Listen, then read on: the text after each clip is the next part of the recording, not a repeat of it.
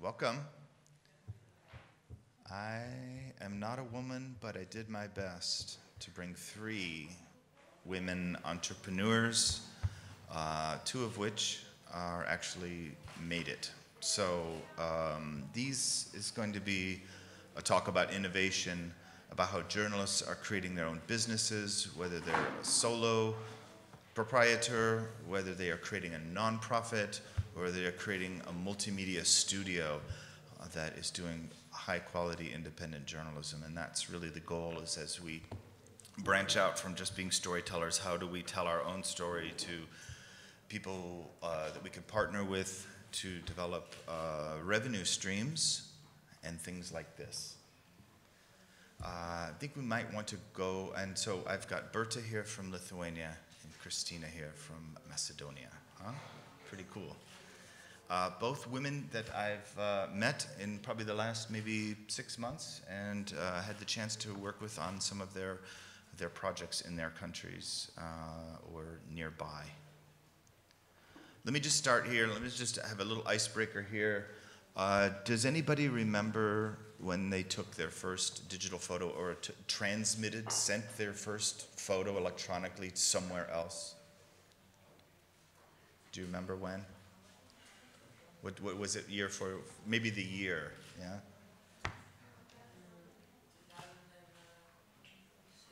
2006, yeah. Anybody earlier? 2006? First digital photo? Transmitted, sent it around the world? No? How about you? Do you remember?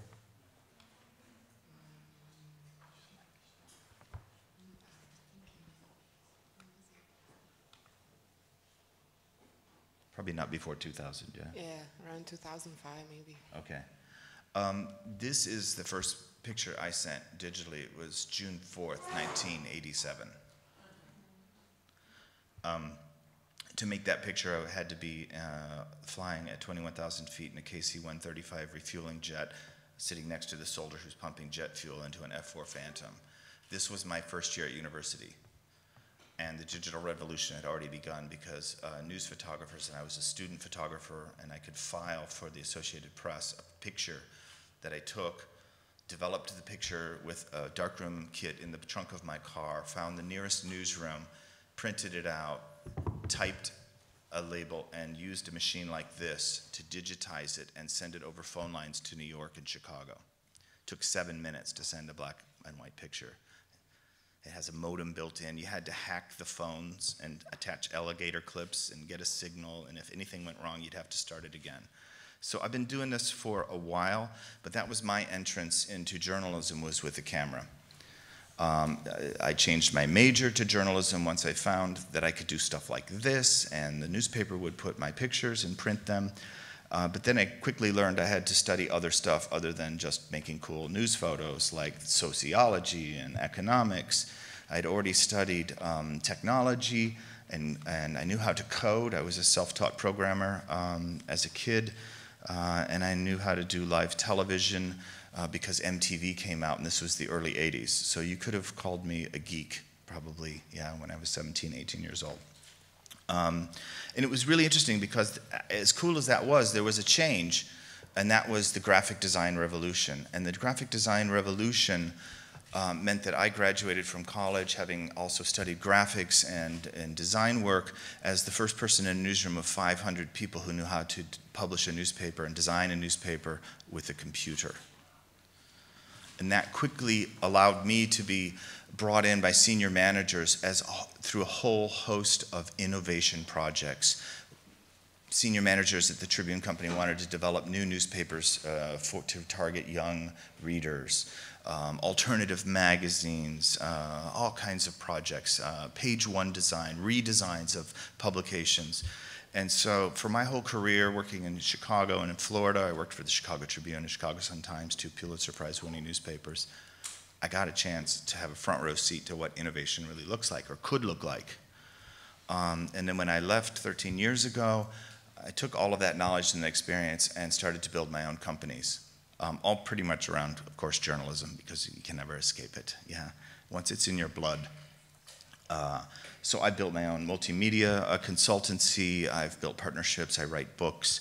I create workshops. I built a record company. I'm an ASCAP member as a songwriter and a publisher because I wanted to learn, because I wanted to build the business and not just be making content. I built a nonprofit called Visual Editors, one of the first social networks for journalists, in the same year that some guy named Mark Zuckerberg built a social network for everyone else.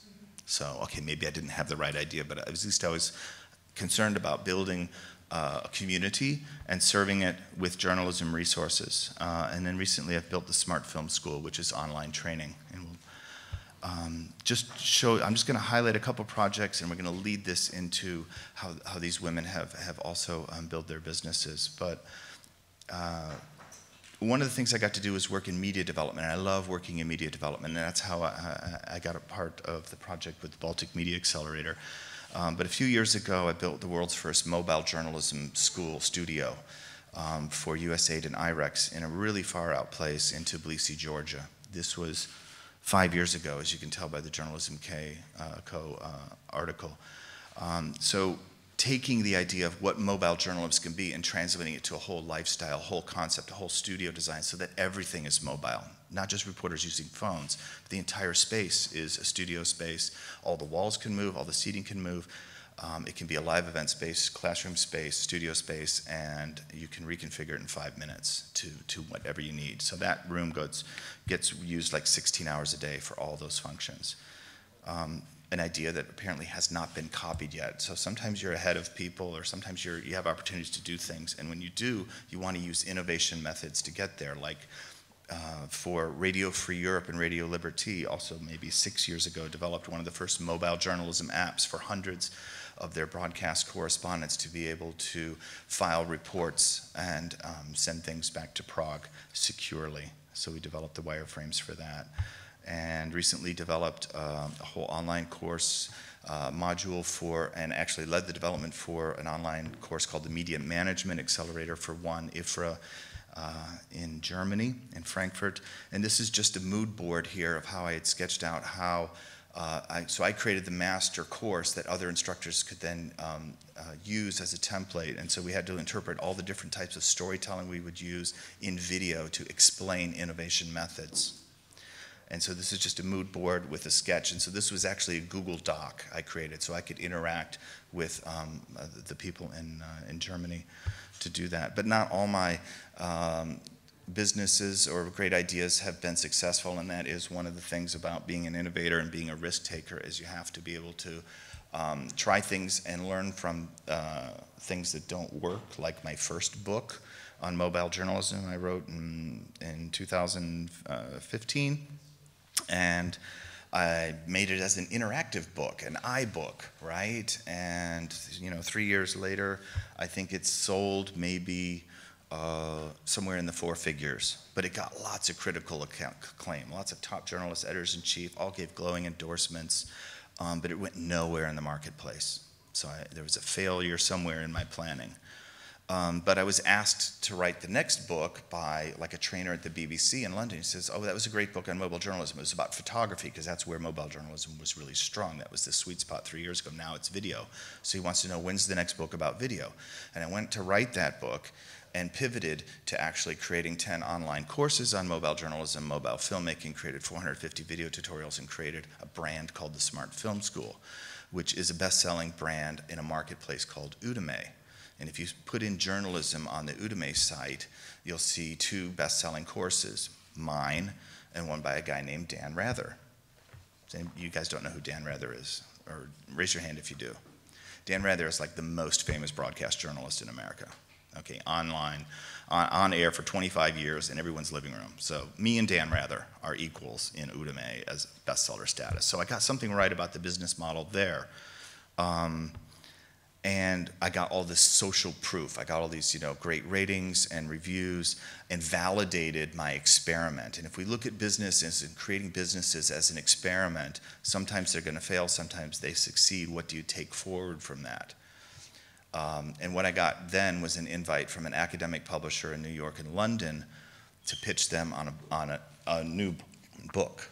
And I used the learning from that failure and from that success to pitch them using a business model strategy, using design methods, using design thinking, so that there's a top line, there's an elevator pitch, there is a user experience that talks about who it's targeting, what the sequence looks like, what the concept is. And that book just launched. It's not here, it's at the NAB show where, I'm sorry, there's 100,000 people. So that's where the publisher decided to put the first copies. So now that's in the marketplace. It will be out in maybe a month or two everywhere else. So those are some of the businesses I built, and I just wanted to kind of reveal a little bit about how I teach design thinking, because that's another thing I do for media development, for Thomson Reuters, and others. And there is a process that we can follow, and you may be familiar, some of these graphics may look familiar, like you may be familiar with bubbles. Well, I call it bubbles, but it's really the Google Design Sprint process, an innovation method from Silicon Valley. Or you may be familiar with hexagons. You may know this as the IDEO design method. And these are basically taught for engineers to actually care about users when they're developing products and services. Or maybe you know about diamonds, the double diamond design process developed in Vancouver for the British Council. All of these are ways to guide a team to develop an idea, to develop things that can work and be tested in the marketplace. And that's what we have to do when we are building businesses. But when you are working with journalists and media makers, you have to translate that knowledge into relatable concepts. So I like to say, look, innovation, if you will, is storytelling. You have to find the story, you have to find the audience, and then you have to, build that story, whatever that story is, whether it's a nonprofit or whether it's a studio. And if you look at it as a 3-act play, design thinking is the first act, and it is the most important to get that blueprint right. Because sometimes design thinking, and you hear these words, these buzz phrases, you may not know what they think, lean and agile. Often agile is really just about software, it's about using code. And lean is doing things cheaply, fast, testing and validating ideas cheaply and moving it forward. And when you're working with storytellers, it also helps to say, look, it's a 3-act play, and there's a journey for whatever business model you want to create, or whatever product, service, or even a redesign of what a journalism school could look like. And it's all basically where I tend to work is in this red zone here, in the design thinking, leading teams of journalists in newsrooms from Poland to Singapore to develop new prototypes for storytelling, to develop new business models, or look at problems and try to come up with a game plan for what we call an experiment. And this is all the technology you need to do that. This is a workstation for 4 people to look at a problem and come up with a blueprint by the end of the day in an innovation workshop. I do not allow computers or smartphones in that workshop. They are a distraction. They deter from the state-of-the-art tools that are actually required to drive innovation processes. It is a very human, organic process, and the working methods have to be guided, because if you just put, especially 4 journalists together to look at a problem, you usually don't get anywhere. So you have to put them under tension, you have to build cross-functional teams, you have to bring in outside expertise to really get the best results, especially if you're looking at business models. So you need a journalist, you might need a marketing person, you're going to need a designer and a technologist as a typical team. And then I'm like the sprint master guiding it, and then there's somebody like a CEO or general manager of the company who will be called upon if the team can't decide a direction and they need a decision maker. It's not me deciding it, it's the company. So I kind of take all those best practices and those experiences and drive journalists to develop new business models and projects using kind of a push-pull method. So when we're doing wide open brainstorming, we're doing just that. And then we have a separate phase where we distill those ideas to the best ideas. That's the guide, that's the tip I can give you. If you're running innovation processes, you really need to think about the psychology of and getting people focused on just one task. There's no bad ideas out there. We're expanding, and then you sharply reduce them to get the best ideas on the board and onto your business model. It's an engine. When you do it that way, you start to build momentum, and the way that you do that is you put people on the clock. for each task. And that works really well for journalists because we all understand deadlines. And then at the end of the day, you can stand up there behind a really well thought out, cohesive, concise blueprint and pitch the CEO of your company and get green lighted for a project. That's where I want journalists to get, more journalists to have this experience, not just the people working in the news labs, not just the people working in the startups that you bring into your media houses, but every journalist should have some literacy and some experience with this so that they can put their ideas into a business model in front of funders and get funded. So that's me, and that's what we did for a couple days in Riga, along with a couple other media groups, right, Berta? Yes. And one of the problems was that all the members of your team were journalists, so trying to think about businesses and how do we test and know where we should put our energies was a real issue. So why don't we start there, and I'll let your presentation while you introduce yourself, please. Hello, everyone. Thanks for coming. I am Berta from Lithuania, and I'm the co-founder of Nanook, the multimedia platform and new media agency, as we call it. A bit how it started, so it was me, I studied journalism, photojournalism, and multimedia journalism in Lithuanian, Danish, English, and Chinese universities. And I started to do multimedia journalism in 2018 when it was just something very new and fresh, and it started from sound slides, photos with sound, so a very primitive form of video. But at that time it was something innovative, and this is what we did with my colleague and friend. And so I started like this, and I wanted to go further and to create, to follow the what's happening in the industry and to create something bigger. And in 2014, at the end, I met colleague Artūras from Lithuania as well, who started to be a freelance journalist, photojournalist himself, and so we started to become a team and to create something, a platform that was missing for us, a place where we wanted to create visual journalism. So we decided we're going to do documentary multimedia projects that haven't been done before in Lithuania, and we wanted to be the first ones to do that. Nanook is, if someone wonders, was the main character in the first feature documentary film made almost 100 years ago by Robert J. Flaherty. So that's why we took this name, because we also, as Flaherty, created something new and something that hasn't been done before. This is the team, and as you can see, all of us are journalists. Only the one guy who is our IT ninja, creating the platform and presenting everything that we do. So that was and still is one of the biggest problems for us as a business, that we need more people, and we're getting more people to our team that could help us with writing, applying for grants and pitching stories and applying for funding to other businesses, for example. What we do documentary multimedia projects, so big documentary projects. Last year with colleague Karolis, who is also here, we started to do podcasts. Then we do, for us is really important, what is really important is education. And when we started, we decided that education is going to be the part of what we do. And I teach at the universities as well, and we, in partnership with other organizations, we do workshops and we teach kids from school or university students how to work with visual journalism. Then we also do commissioned work that someone hires us to do, for example, documentary stories, and we do what we do, it's just that we do it on some specific topic and we still retain control of what we do.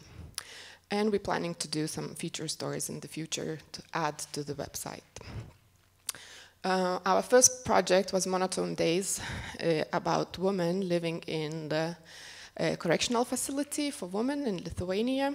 And for this project, for example, we get a funding, a grant from Lithuanian Council of Culture, and we also sold it to Al Jazeera, and some money that we invested in the project came back through this way. Another project that we did in 2016 was about Lithuanian Paralympic team.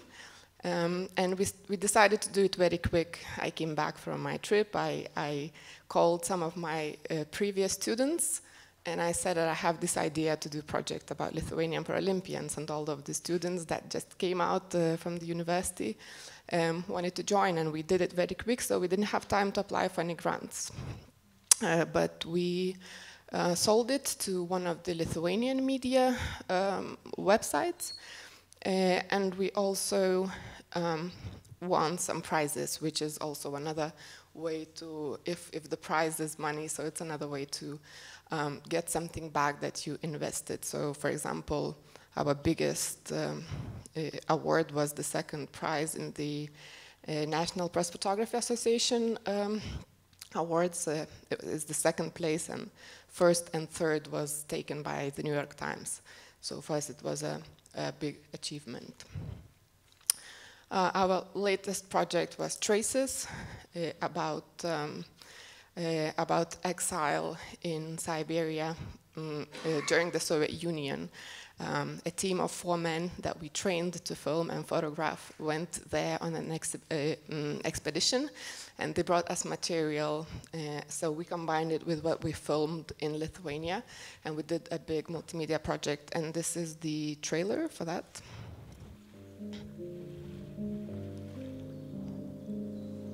Kiekvienas žygis tai yra tam tikras savęs nugalėjimas, tam tikras savęs išieškojimas. Juhu!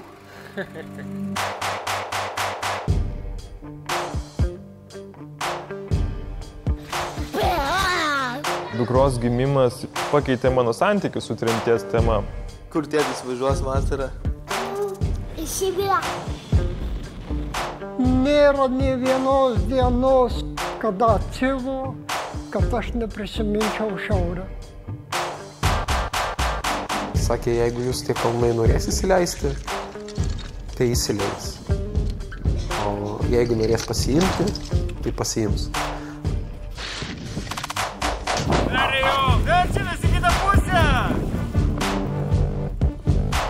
Mes niekada neatkartosim to, ką žmonės patyrė išvežti su vasariniais drabužiais į žiemą, į Sibirą. Čia toks simbolinis pabandymas suprasti, kas yra Sibiras. Sniegas, rūkas, debesis, šaltis ir taip toliau. Kur tu ten raudės, jopstara? Kai žinai, kad tavo tėvas gimė ten, kai tu žinai, kad tavo senelis ten vaikščiojo į darbą, kažkaip jis toks artimesnis yra. Ateidavo ir iš tundros baltosios lapės ir irgi grauždavo žmonių kūnus. Senokai neturėjau tokios minčių audros.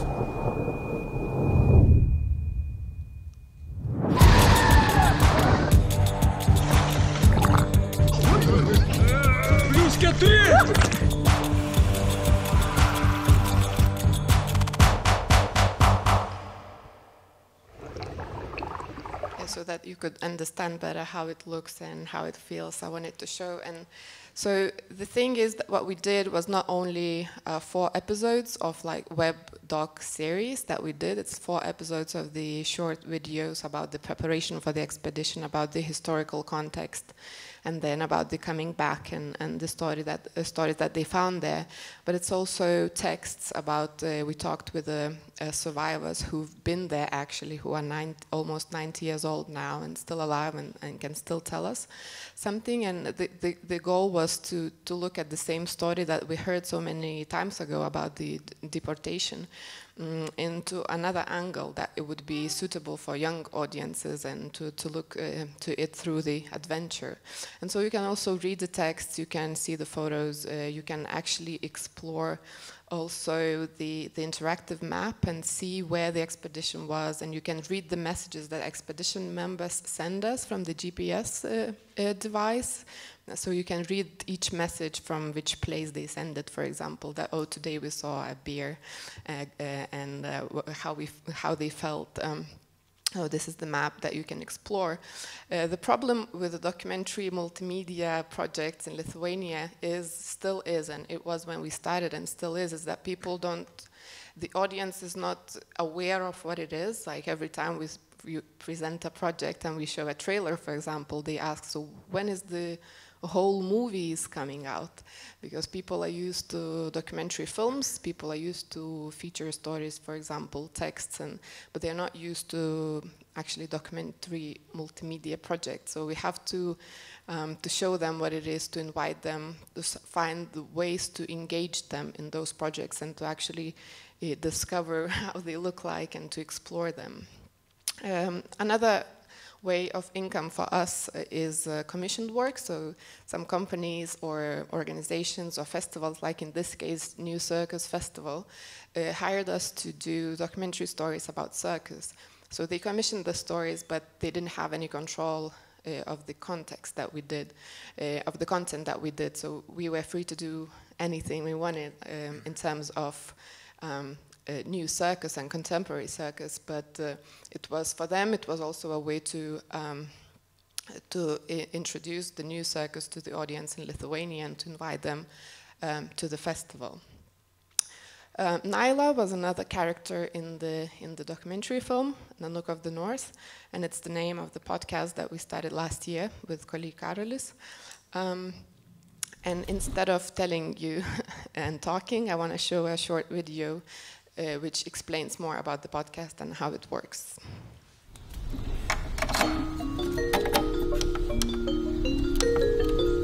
From Nanook studio in Vilnius, this is Karolis Vyšniauskas. You're listening to Naila Podcast, a place where we try to make sense of the modern world. Named after the first documentary film Nanook of the North, Nanook Multimedia Agency provides in-depth journalism from Lithuania to the world. In September 2017, we launched the first professional podcast in Lithuania. It's called Naila, the name of another character from Nanook of the North.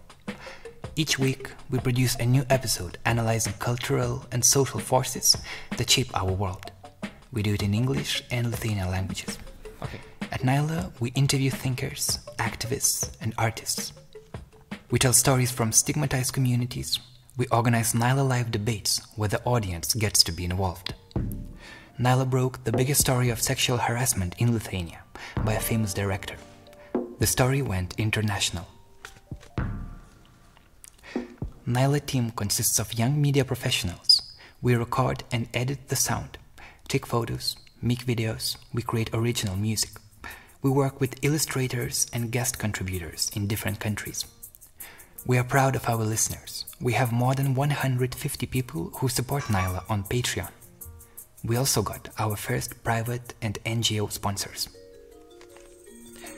We believe that podcasts are the future of intimate, in-depth journalism. The podcast market in the Baltics has just started to form. We want to invite you to participate by supporting Naila and Nanook. Thank you for listening. Take care. So we started the podcast last year, and it was also like we decided it's just going to be another experiment because we didn't know if it's going to work or not, if people are going to listen to podcasts or not, because there were not really professional, good quality podcasts in Lithuania before. And all of us, and especially Karolis, are fans of podcasts, and we listen a lot to NPR radio, for example, or BBC. And we wanted to do something in Lithuanian language and talk about some issues in Lithuanian language for our audience. So we didn't know if it's going to work or not, and we just started to do it. And from the very beginning, we got some sponsorship from MailerLite, the company in Lithuania. Then we applied for grants and scholarships and got another sponsors. So this was a way to fund our podcasts. It's interviews, it's discussions, and live events as well that we started to do. Our Patreon platform, we raise money from the audience, so it's like people paying for the content instead of getting it for free, but we still want to always keep our platform and our content free so that people who are not able to pay would be still, they could still have a possibility to listen and to watch the documentary projects we do. The sponsors that we got, we also work with the NGO, for example, who commission work that we do, but we again contain the freedom to have to tell the stories that we want without giving them control. Other things that happened was the Baltic Media Accelerator program that we participated. This is where we met Rob, and so the program started last year and took 6 months, and it not only gave us some funding, but it also gave us training and some knowledge that we needed how to run the business. And then there is another program that we won as well, and that's why Karolis is here, and he's going to talk about it tomorrow in the morning, 9:30, about Finding Common Ground initiative that is organized by Agora Journalism Center. And education, what I also mentioned before, is that we work with students, school students or university students who want to know more about visual and, in general, journalism. What we also do is all other possible things to have revenues and to have income. So it's photo exhibitions, talks, publications, and other media outlets. For example, some podcasts become articles in the magazines. We consult the newsrooms in Lithuania who want to do, for example, multimedia projects. And these are our websites, and some of the podcasts are in English, and multimedia projects as well in English, so you can explore them. Thank you very much. Wow, pretty dynamic looking stuff, huh? And I will launch your presentation, and I will attempt to be the geek, the AV driver, while you introduce yourself. Yes, hello everyone. I'm Kristina Ozimec. I'm from the platform for investigative journalism and analysis, PINA, from Macedonia. Now most of the world knows Macedonia for fake news. But us in Macedonia, we had a long fight with propaganda, a long fight with a regime for 11 years at the same time while these things were happening. These events, why I'm mentioning this, these events left the media scene in Macedonia now after 10-11 years in a very poor, very devastating state. In the past years, there wasn't much space about for investigative journalism. The media are very, you could say, traditional. They're very oriented towards, mostly towards daily journalism. Because I was working for 8 years now as an investigative journalist, it gave me a lot of frustration on, because I couldn't work how I imagined in investigative journalism. So that's how the idea for forming the platform for investigative journalism showed up. Basically, I contacted a couple of colleagues and a couple of friends in the media scene who I thought were interested in developing an initiative which would create some kind of a free platform where, without the pressure of constant news chasing and the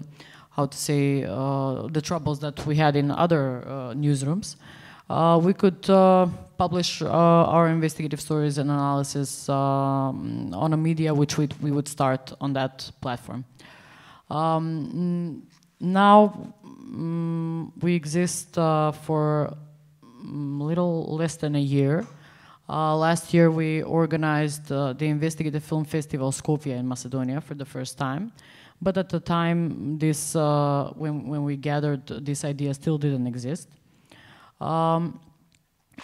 We just wanted to create a media where we could publish our stories basically, and we had no idea that we were going to make a festival at that time. It's interesting that when we gathered as a group, turned out, I think maybe an accident, maybe not, that most of us are female journalists, and we realized that we were also like far from satisfied with the conditions of female journalism in Macedonia, female journalists. So we decided that part of our mission in the organization that we're going to form is also to work on this issue and improve the position of female journalists in the country. We were talking about different ideas, how to develop the media, but in the end we decided it's definitely the best way to go with an NGO, to form an NGO, because opening a company, it meant it's going to be a much more expensive, longer process, involves a lot of paperwork, and journalists don't like paperwork. So we gathered all the documents. Basically, we opened the NGO, became a legal entity, and we handled all the details, of course, opening a bank account and getting permission to work. And PINA was born. The organization is advocating for promotion and capacity building of an improvement of professional standards in the fields of investigative journalism. This is the previous, yes, the logo. This is our team. The idea, like I said, about the festival that we later made didn't exist at the beginning. We started to think about different ideas that would put us on the map in Macedonia, that would make us more visible. We wanted to do something different, something that doesn't exist on the media scene. At the time when we were brainstorming, I remembered my experience as a part of a fellowship I had in the US. It was in an organization called 100 Reporters in DC, in Washington, DC. And I was lucky, like when I was there at the time, they organized for the first time the Investigative Film Festival in DC. Yes.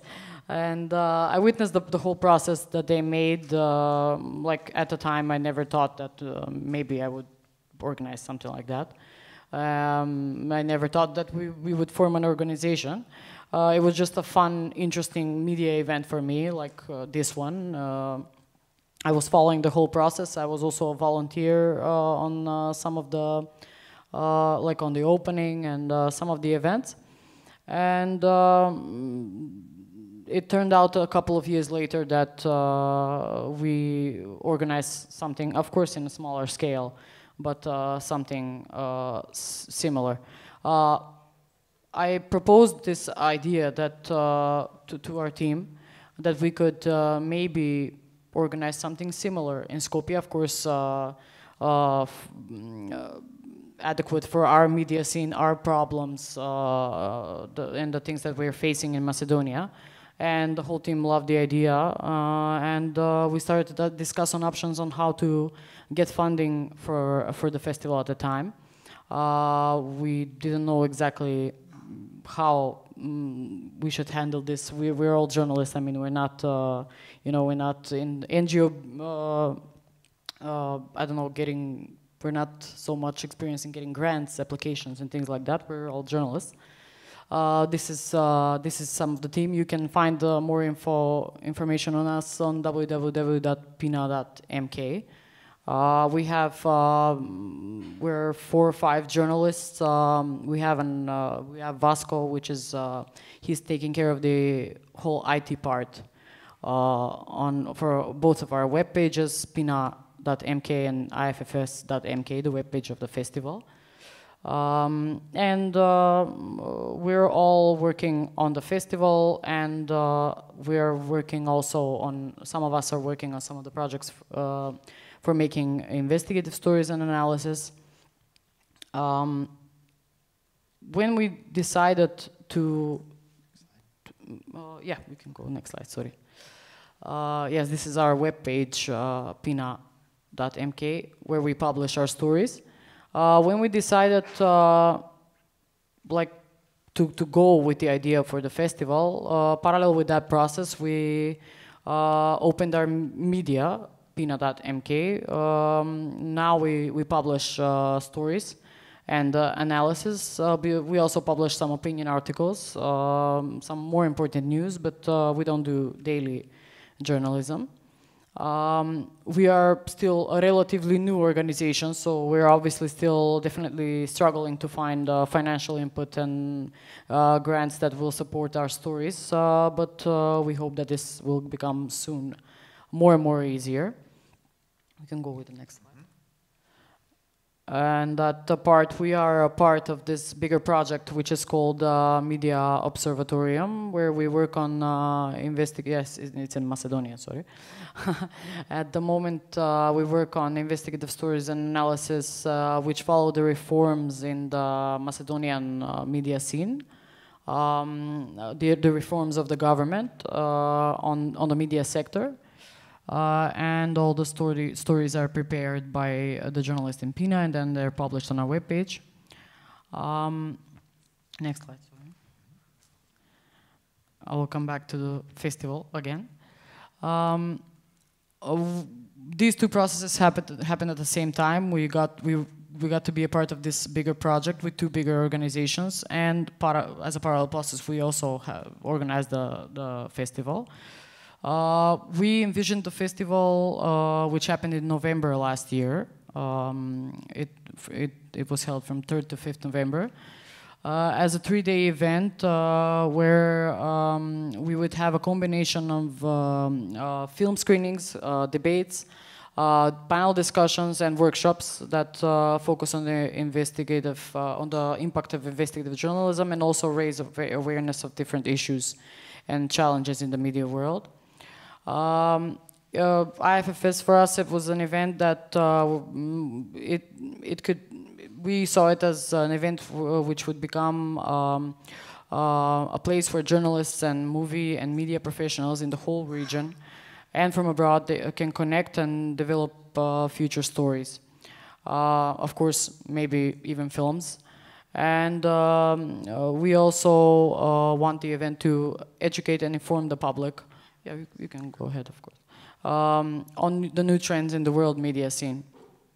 At the time when we began, we didn't have much knowledge for, preparing a festival. Plus, we were a new organization, which it's very difficult, to get serious funding for a new organization for an event like this, without any previous background in the NGO sector in the country. We knew that one of the foundations in Macedonia, Friedrich Ebert Stiftung, it's a German foundation, we knew that they support events like this, and they were active in Macedonia, so we decided to go and present our idea to them, basically to ask them if they are going to be a partner in the whole process. And luckily, they loved the idea, so they joined and they became our partners in organizing the festival, which was a great help, of course, because we were new in the whole thing. But then the difficult part came where we actually had to organize the festival. We had to find speakers that we would like to represent to our public. We had to organize everything from the debates to select films, to find our main focus, what are going to be our main messages, find a venue for the festival, hotel for the speakers, organize their trips, many other details, and other logistics. At the time, our biggest fear was that basically no one will accept our invitations and no one will show up and no one will come. That we won't be able to find films, they won't give us the rights to show them, to screen them. We were a new organization, and which pretty much nobody knows outside. Well, even in Macedonia, we were little known. Why would anybody bother, I don't know, to read our emails and our invitations? But to my great surprise, as we started to invite people to organize, luckily, like most of the people that we invited came. And actually, we didn't have a trouble getting the films. The directors were very interested in giving us the chance. You can go faster. Okay. Yes. The directors were very also interested in giving us a chance to present them to the public.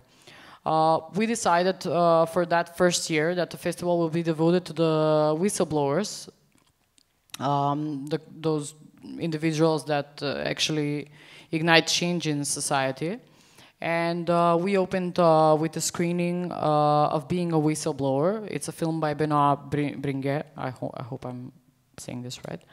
And right after that, it followed a discussion called Whistleblowers, Secret Plays That Can Change History. We had on this discussion via Skype, we had the American investigative journalism Betty Metzger. She wrote about the FBI burglars from 1971, which is an amazing story. And one of the biggest speakers, like one of the biggest stars, which drew a lot of attention to the festival, was also, we had as a guest the former Macedonian security official Georgi Lazarevsky, who handed over the government's illegally wiretapped recordings in Macedonia, which influenced the rise of Macedonia's colorful revolution and the changes that happened in the country afterwards. We had also many other films, of course, about a number of different subjects. We had themes involving in the whole region. We were talking about the privatization in Croatia, the British secret tax havens, the survival of print media in the digital world, air pollution in Skopje, which is also a huge problem, and many other subjects. We had workshops and talks on subjects on the importance of freelance investigative journalism, crowdfunding campaigns for investigative journalism films, women reporting from high-risk zones. We talked about the Panama Papers at the time. We also held a regional debate about the conditions of investigative journalism on the Balkans. One of the most interesting debates was also the one on fake news. On this debate, we had a young man from Veles, from Macedonia. He worked on fake news and talked about his experience on the debate, which of course drew a lot of attention as well. We had Robb Montgomery here as a guest on our festival. He led a workshop on how to make low-cost investigative documentary films with your smartphone, and we also had many other debates and events on other countries. So in the end, the idea became a reality. We somehow managed in less than like half a year to open the organization, to open one media, PINA.mk, and the web page of the festival, which is a completely different web page. We became a part of a large media project, Media Observatorium, and organized the first investigative film festival, Skopje, which is an event which is first of its kind in the country and the region. And currently we are in preparations for the second investigative film festival, Skopje, which will happen probably in October this year. Thank you. So some very busy journalists. Thank you very much, Kristina and Berta. We've got still time, and that's what we were hoping for, because you may have questions. You may want to know, what's it like to start a business and still be working as a journalist? What's it like to dive in full-time and build a team that does work that competes with the New York Times? Or maybe you want to know how to write a book. Anyways, whatever questions you have, and get it published, please ask them, because that's why they're here, and that's why we tried to keep them as short as possible, but kind of let you know what's going on. Any questions? Yeah, if there's a microphone, yeah, here it comes. Thank you very much. Hi, I have a question for the people of Nanook, because I'm busy with creating multimedia stories, innovation in journalism, and what I find, I'm from Holland, by the way, is that in big newsrooms, technology is always working against the journalist. And I saw your productions were really smooth and really cool. How do you do it with the coding, and how do you make it so smooth? Do you do it for every production? May I build it from scratch, or? It's a really good question, and it's like something that if you haven't dealt with, you wouldn't think about it.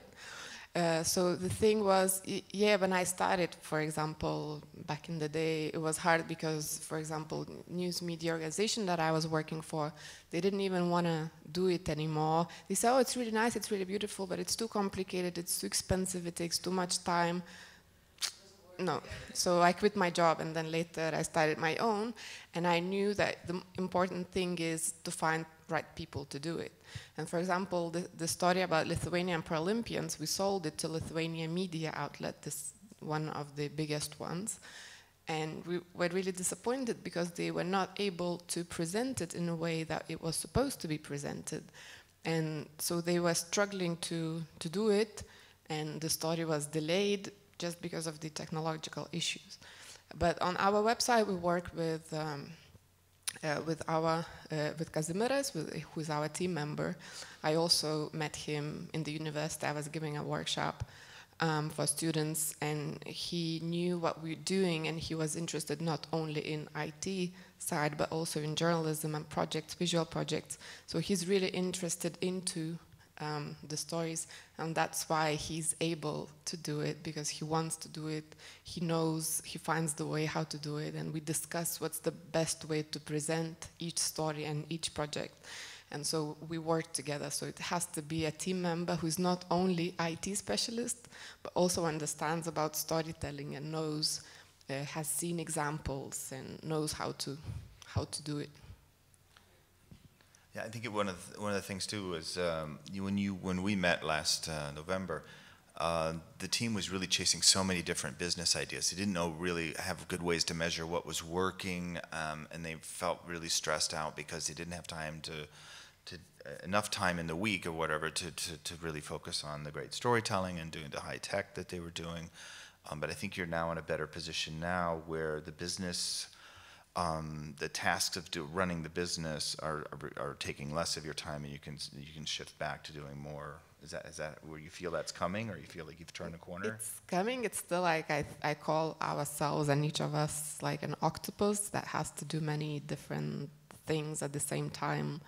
And it's like we also have to understand how for example, this IT thing works to know what to require or to know that it's possible or not possible and so on. So all of us have to have a lot of knowledge, but it's really important to have some specific specialists in the team. Like we have music composers, and we partner with graphic designers. So it's the same with the technology, and we're really lucky that we not only have someone who's just like IT and doesn't understand what we do, but that he understands and that he can help to present it better.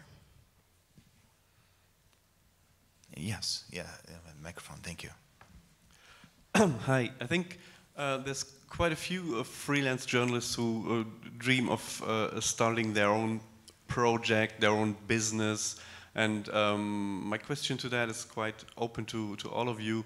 What's the biggest mistake you can make when starting something, or what's the most important lesson you could give?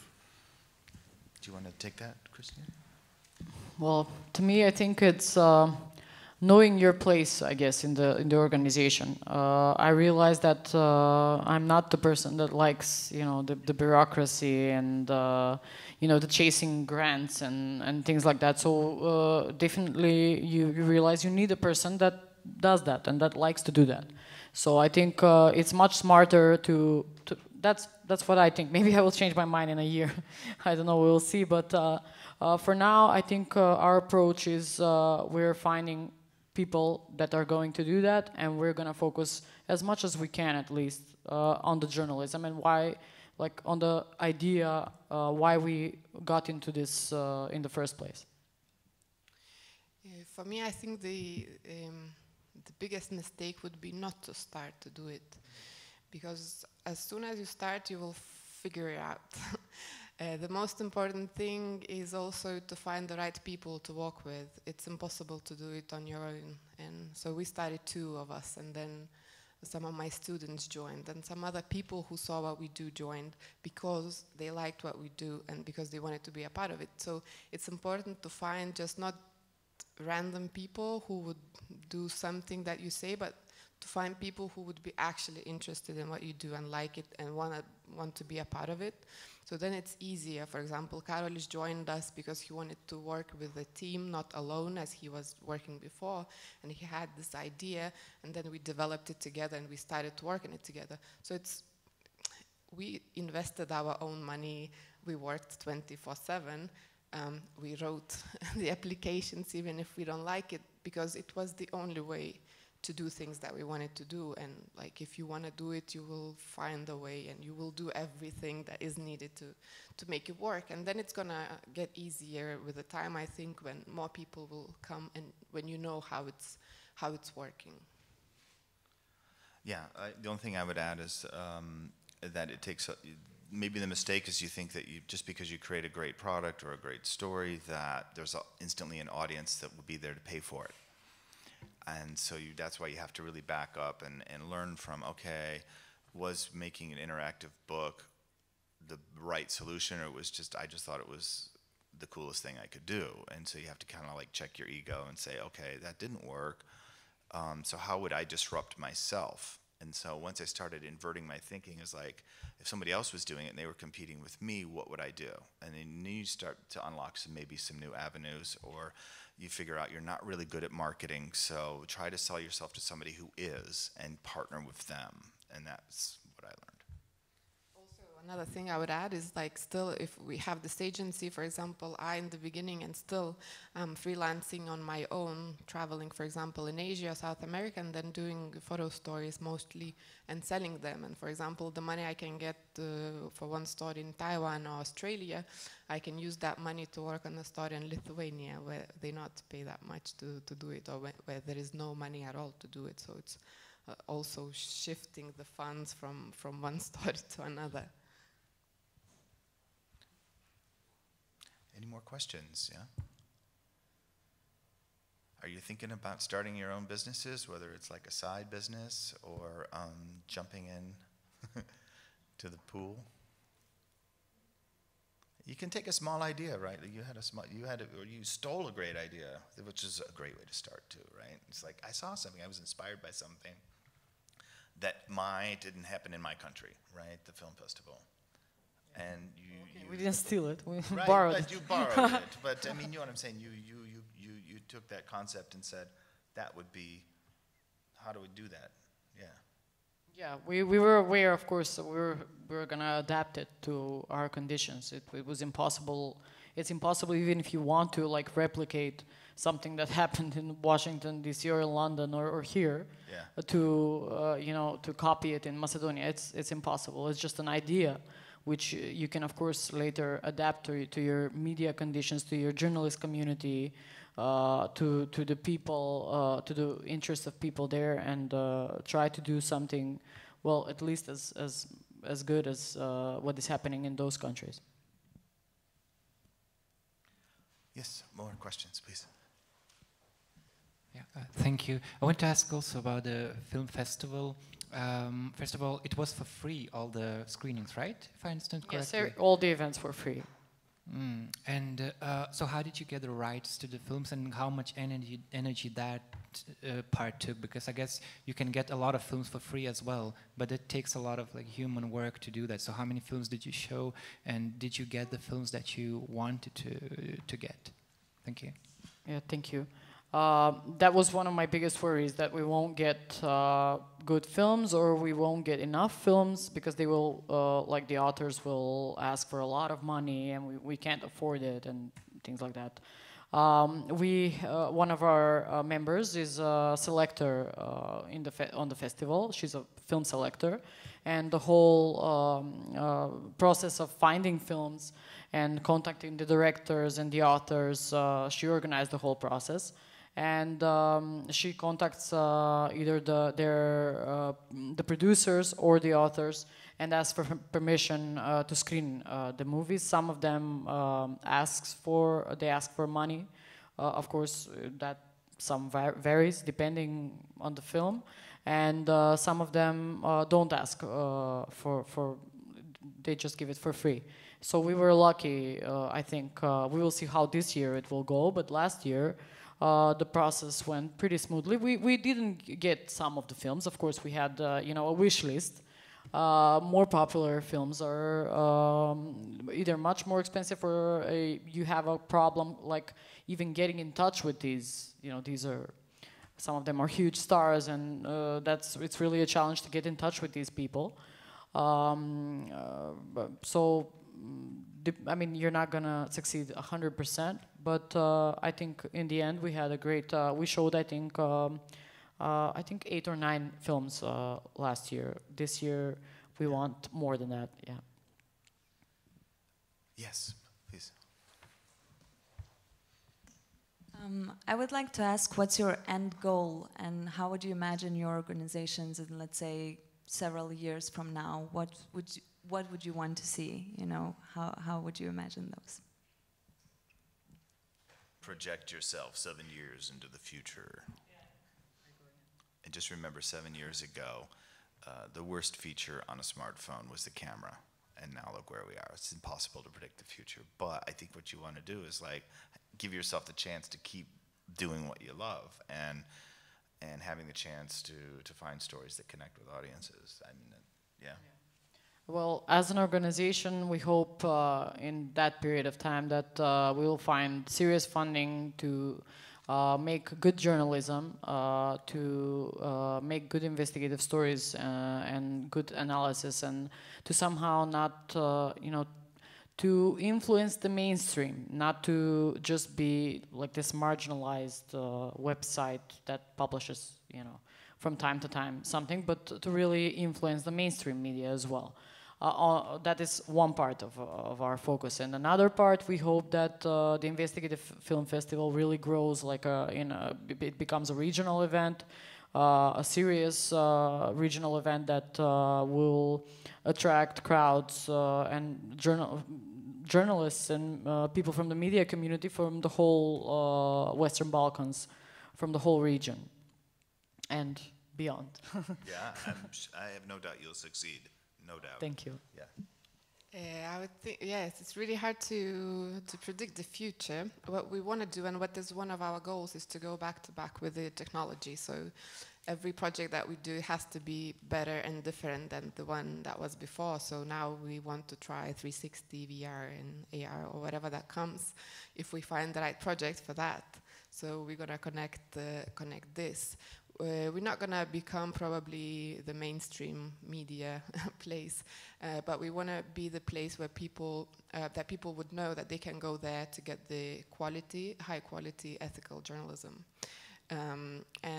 So I hope that our team is going to be a bit bigger. We have more professionals from different areas of the business to have it more sustainable, to struggle less, and to be more. To have calmness and to be able to work more and focus on what we do the best, each of us, instead of doing many things at the same time. So I hope we will continue doing it, and we will transform into something depending on technology and depending on the needs of the society, for example, of the audience, what they need, and of the topics that need to be covered as well. So we don't have what we want to be. We just want to be something that will become naturally. Yeah, I hope to be as unsatisfied as well, so that I'm driven to keep finding better ways to do what we're doing and that impact with more people. Hey, I had a quick idea for you guys. You were saying that the Siberian project, a user-driven experience was kind of foreign to your audience. Have you thought about cutting a movie and screening it at her film festival? Or screening it in theaters now, taking it and repurposing it? And, because I had an audience miss, and I'm just, and I repurposed stuff. So with this project, and with one of the previous, we actually presented them in Lithuania in documentary film festivals.